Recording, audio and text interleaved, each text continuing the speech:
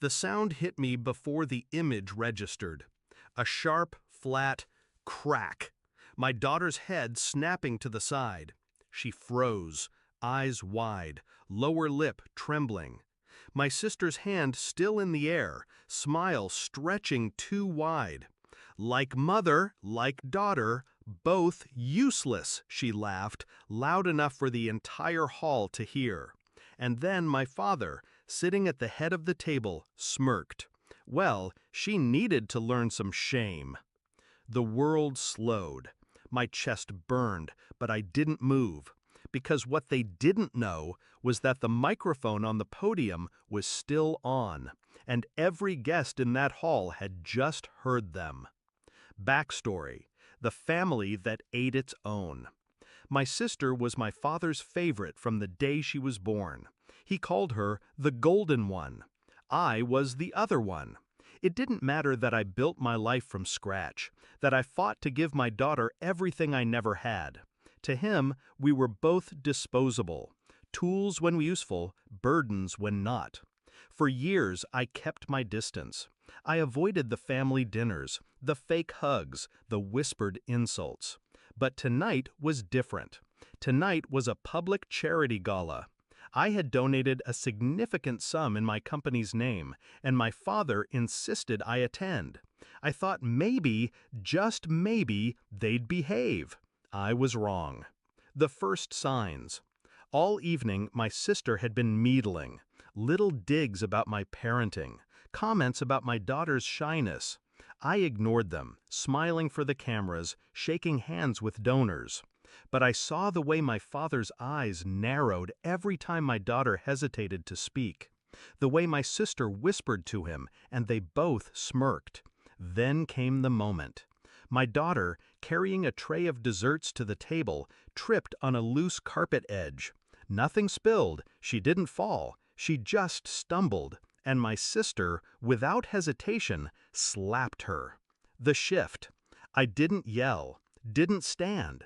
I simply placed my hand on my daughter's shoulder, steadying her. "Go to the car, sweetheart," I whispered. My voice was calm, controlled. She looked at me with tears threatening, but she obeyed. Inside, my rage was ice. I glanced toward the podium.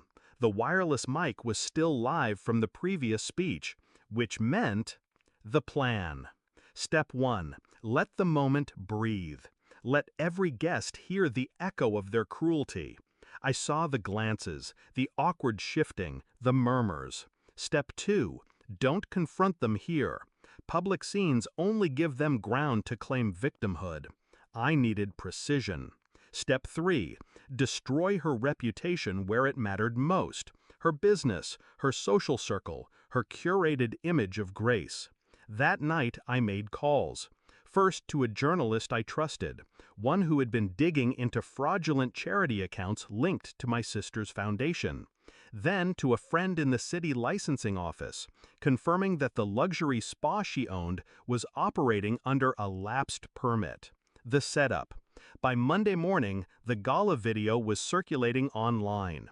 A guest had filmed it from the next table. My sister's slap, her laugh, my father's smirk, every word crisp through the mic. The comments were brutal. I anonymously sent the video to 3 major lifestyle blogs that had previously featured her as a women's empowerment advocate. The hypocrisy was too delicious for them to ignore.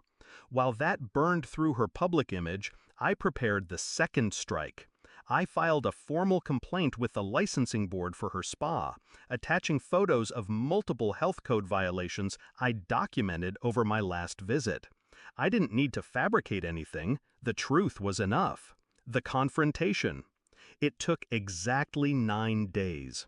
Her face, once glowing on social media, was now absent. The charity's donors were pulling out. The spa's reviews tanked overnight.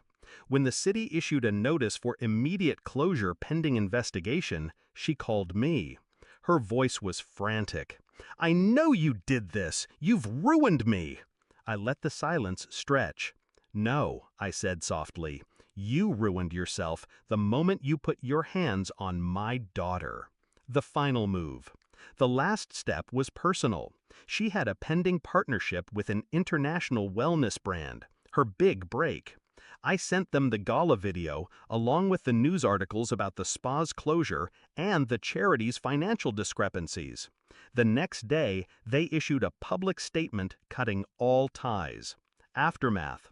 At the next family gathering, one I attended only for the sake of appearances, my sister wouldn't meet my eyes. My father didn't smirk this time. He barely spoke at all. They knew now I wasn't the quiet one anymore. Reflection. Some people think revenge is about noise. It isn't. It's about precision, timing, making sure the person who wronged you understands exactly why their world is collapsing. My sister wanted to teach my daughter shame. Instead, she learned her own. And unlike a slap, that sting doesn't fade. I